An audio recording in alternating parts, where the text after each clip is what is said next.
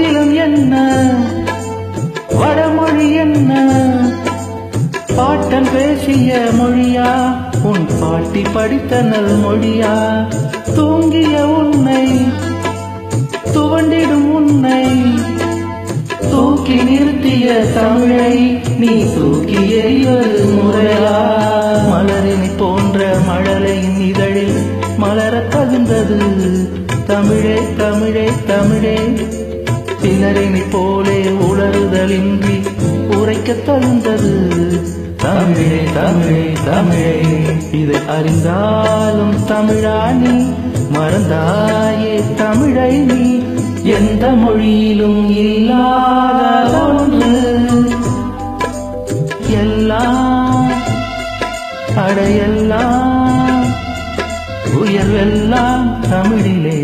இருக்கிறது.